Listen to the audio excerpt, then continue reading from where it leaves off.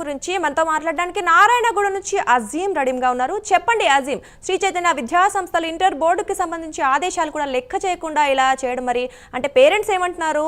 పిల్లల మీద ఇంత ఒత్తిడి పెరుగుతుంది కదా, వాళ్ళు ఎలా ఉన్నారు? అలాగే ఇంటర్ బోర్డు కూడా ఎలాంటి ఆదేశాలు ఇచ్చే అవకాశం ఉందంటారు? ఇంటర్ బోర్డు అయితే వేసవి సెలవుని ఈ మార్చి 30 నుంచే ప్రకటించింది. అలాగే మనం ముఖ్యంగా చూసుకున్నట్టయితే ఏదైతే 10th పూర్తయినటువంటి వారి విద్యార్థులకు సంబంధించినటువంటి రిజల్ట్స్ వచ్చిన తర్వాత ఏదైతే అడ్మిషన్స్ కూడా తీసుకోవాలని చెప్పి ఒక నిబంధన ఉంది. ఆ నిబంధనను కూడా శ్రీ చైతన్య కాలేజ్ సంబంధించినటువంటి వారందరూ కూడా తుంగలో తొక్కుతున్నారని మనం చెప్పుకోవచ్చు. ఇక్కడ ప్రస్తుతం మనం చూసినట్టయితే కూడా ఇక్కడ మనం మాట్లాడుతుంటే యాజమాన్యానికి సంబంధించినటువంటి వారు వచ్చారు. కాలేజీలో ఎందుకు తీస్తున్నారు వీడియోస్ ఇక్కడ తీయకూడదని చెప్పి కూడా వారు ఏదైతే డిమాండ్ ఏదైతే ఇక్కడ మాట్లాడుతున్న పరిస్థితి తీయకూడదని చెప్పి ఏదైతే వారు సీరియస్ అవుతున్న పరిస్థితి కూడా మనం చూస్తున్నాం. మనం చూసారు కదా, ఈ చూడండి ఎందుకు తీసుకున్నారు తీయకని అని చెప్పుకుంటూ ఏదైతే మీడియాపై కూడా వారు మాట్లాడుతున్న పరిస్థితి మనకు కనిపిస్తుంది. సో ఈ నేపథ్యంలో మనం చూసినట్టయితే మనం బిల్డింగ్స్ నామ్స్ చూద్దాం ఒకసారి. బిల్డింగ్స్ నామ్స్ చూసినట్టయితే పూర్తిగా కూడా బిల్డింగ్ పైన కూలిపోయేటువంటి పరిస్థితి ఉంది. పూర్తిగా అపార్ట్మెంట్లోనే ఏదైతే వారు నడుపుతున్నారు అంటే అపార్ట్మెంట్లలో పర్మిషన్స్ అసలు అధికారులు ఎలా ఇస్తున్నారు, వీళ్ళు ఎలా అడుగుతున్నారు బోర్డు ముందు అని చెప్పి కూడా మనం పూర్తిగా చూడవచ్చు. సో ఓవరాల్గా కూడా బిల్డింగ్స్ చూడండి, ఇక్కడ వద్దు తీస్తుంటే కూడా ఇక్కడ తీయని పరిస్థితి కూడా మనకు కనిపిస్తుంది. సో కేవలం అపార్ట్మెంట్స్ వైజ్గానే కేవలం ఏదైతే పర్మిషన్స్ తీసుకుంటున్నారో ఇక్కడ కూడా ప్లే గ్రౌండ్స్ కానీ లేకపోతే పార్కింగ్ కానీ ఫైర్ సేఫ్టీకి సంబంధించిన కానీ ఇవన్నీ కూడా అధికారులు అసలు ఏ రకంగా పర్మిషన్స్ ఇస్తున్నారో కూడా అసలు ఇప్పటికైతే అర్థం కానిటువంటి పరిస్థితి మనకు కనిపిస్తుంది. ఏదైతే యాజమాన్యం మాత్రం ఏదైతే దురుసుగా ప్రవర్తిస్తున్న పరిస్థితి మనం చూస్తున్నాం. మీరు చూసినట్టయితే బిల్డింగ్స్ అన్నీ కూడా అపార్ట్మెంట్స్లోనే ఏదైతే కాలేజీలు నిర్వహిస్తున్నారో ఇక్కడ కూడా స్పోర్ట్స్ సంబంధించినటువంటి గ్రౌండ్స్ లేవు, ఏం లేవు. ఆ నామ్స్ కూడా పూర్తి స్థాయిలో లేనటువంటి పరిస్థితి మనకు కనిపిస్తుంది. పైన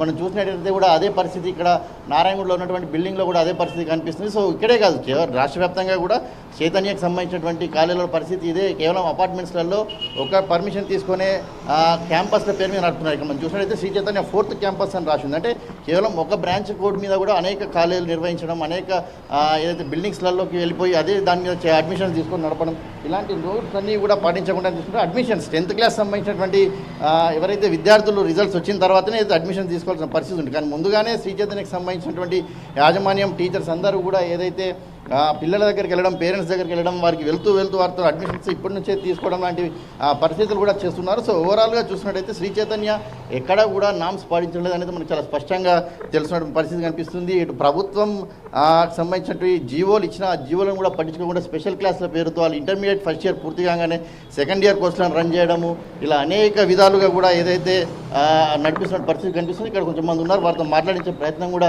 మనం చేద్దాము. చెప్పండి, అసలు ఈ నామ్స్ అంటే సెలవులు ఉన్నాయి, అలాగే బిల్డింగ్ చూస్తే కూడా అపార్ట్మెంట్ లాగానే ఉంది, స్పోర్ట్స్ లేదు, ఏం లేదు, గ్రౌండ్ లేదు. మరి ఇట్లా పర్మిషన్స్ ఎవరు ఇస్తున్నట్టు, దీనికి ఇది ఎట్లా నడుస్తుంది? మొన్న గవర్నమెంట్ ఈ యొక్క పర్మిషన్ ఇవ్వడం జరిగింది. చైతన్య కాలేజ్ మేనేజ్మెంట్ ఈ యొక్క సంస్థ, కాలేజ్ చైతన్య అయినా నారాయణ అయినా ఈ రెండు సంస్థలు ఏంటంటే పైసలు వసూలు చేయడం విద్యార్థుల కాడ. ఒక inter fee first year fee ఒకటి 1,40,000, 1,20,000, 1,30,000 ఉంటుంది. పేరెంట్స్ని ఒక ఇన్స్టిట్యూట్ ఇలా పైసలు కట్టించుకుంటారు.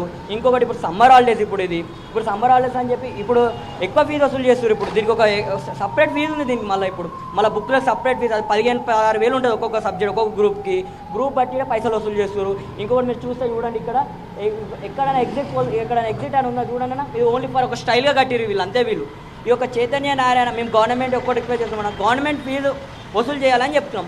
ప్రతి గవర్నమెంట్ కాలేజ్ ఫీజులు ఇప్పుడు వీళ్ళు ఏమంటారు గవర్నమెంట్లో పోయి జాయిన్ కావాలి. మళ్ళీ మీరు ఎందుకు ఇప్పుడు ఇంత పెద్ద బ్యానర్లు పెట్టి టాప్ ర్యాంక్ అని ఫస్ట్ ర్యాంక్ అని చెప్పి ఎందుకు చెప్తారు వీళ్ళు? అది అని మేము అంటున్నాం. ఇప్పుడు ఎన్ఎస్ఏ పక్షాన మేము విద్యార్థుల కోసం 10 సంవత్సరాల కింద కొట్లాడడం, ఇప్పుడు కూడా కొట్లాడతాం. కానీ గవర్నమెంట్ త్రూ కొట్లాడడం. గవర్నమెంట్కి మేము రిక్వెస్ట్ చేస్తున్నాం ఏంటంటే ఈ చైతన్య నారాయణ మీద కూడా యాక్షన్ తీసుకొని త్వరలో ఈ యొక్క ఫీజులు తగ్గియాలి. ఎందుకంటే ప్రతి ఒక్క పేద విద్యార్థి కూడా చైతన్య నారాయణలో చదువుకోవాలనుకోండి. ఈ సంస్థ ఒక చైతన్య నారాయణ మొన్న ట్యాక్సులు కట్టాలి, మీరు కూడా చూసారు. ట్యాక్సులు కట్టే ఇన్కమ్ ట్యాక్స్ రైడ్లు అయినాయి దీనిల మీద, దానిలో కూడా ట్యాక్సులు కట్టలే వీళ్ళు. ఎన్నో కోట్లు ఆగం చేసారు చైతన్య. దీనికి సపరేట్ డబల్ కోచింగ్ ఉంది. ఇప్పుడు ఇంకొకటి ఏంటంటే చైతన్య నారాయణకి నేను ఒక గవర్నమెంట్ రిక్వెస్ట్ చేయడం ఏంటంటే చైతన్య నారాయణ వెంటనే యాక్షన్ తీసుకోండి. ఎందుకంటే ఈ సంస్థ నడిపేటోళ్ళు కూడా కొంచెం దొంగల్లాగా ఉన్నారు. ఇప్పుడు ఈ యొక్క కాలేజీలలో మీరు చూస్తే లోపల విద్యార్థులు మొన్ననే ఫస్ట్ ఇయర్ అయిపోయింది, ఇప్పుడు సెకండ్ ఇయర్ క్లాసెస్ చెప్తారు. మొన్ననే 10th అయిపోయింది, వాళ్ళకి ఇప్పుడు అడ్మిషన్లు ఓపెన్ చేశారు. గవర్నమెంట్ ఏం చెప్పింది, ఇప్పుడు ఎగ్జామ్స్ అయిపోయి రిజల్ట్ వచ్చిన వాళ్ళకి అడ్మిషన్లు ఇవ్వద్దు అని చెప్పాను. ఇప్పుడు అడ్మిషన్లు ఇస్తారు వీళ్ళకి. ఇప్పుడు అడ్మిషన్ ఫీజు 5,000, ఇలా 1,40,000 ఫీజు.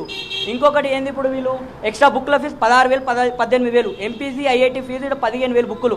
ఇంకోటి క్యాంపస్లో బుక్కులు అమ్ముతారు. బుక్కులు అసలు అమ్మవద్దు గవర్నమెంట్ రూలర్కి.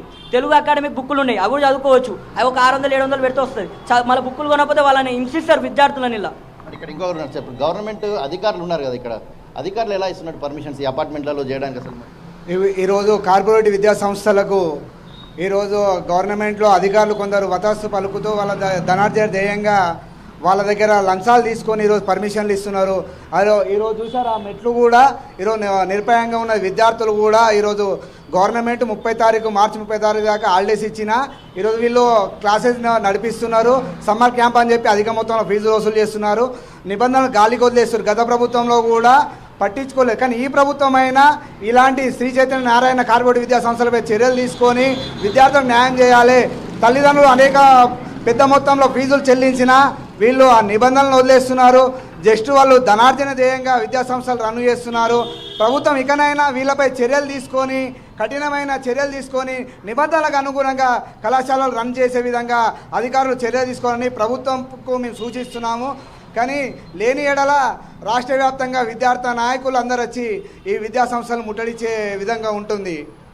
ఏదైతే నామ్స్కి విరుద్ధంగా అటు బుక్స్ కావచ్చు, అలాగే అన్ని కూడా ఫీజులు కూడా ఎక్కువ మొత్తంలో వసూలు చేస్తున్నారు. సమ్మర్ క్యాంపస్ పేరు మీద కూడా ఏదైతే ఫీజులు వసూలు చేస్తున్న పరిస్థితి కనిపిస్తుంది. విద్యార్థులను ఇప్పటి నుంచే తీవ్రమైన ఒత్తిడి కూడా గురి చేస్తున్నారు. అడ్మిషన్స్ కూడా ఏదైతే 10th క్లాస్ రిజల్ట్స్ రాకముందు అడ్మిషన్స్ తీసుకోవడం లాంటివి కూడా ఏదైతే చేస్తూ నామ్స్కి విరుద్ధంగా చేస్తున్నారు. సో దీనిపై ఖచ్చితంగా గత ప్రభుత్వం ఎలా చేసిందో కానీ ఈ ప్రభుత్వం అయితే ఖచ్చితంగా చర్యలు తీసుకోవాలి. ఖచ్చితంగా గవర్నమెంట్ నామ్స్ని పాటించే విధంగా కార్పొరేట్ వ్యవస్థలకు ఏదైతే రూల్స్ గైడ్ చేయాలి. ఒకవేళ తీసుకునే పరిస్థితులు అయితే ఖచ్చితంగా వారిపై కఠినమైన చర్యలు తీసుకోవాలని చెప్పి కూడా ఒక డిమాండ్ అయితే ఇక్కడ చేస్తున్న పరిస్థితి మనకు కనిపిస్తుంది. Durga, right, thank you Azeem.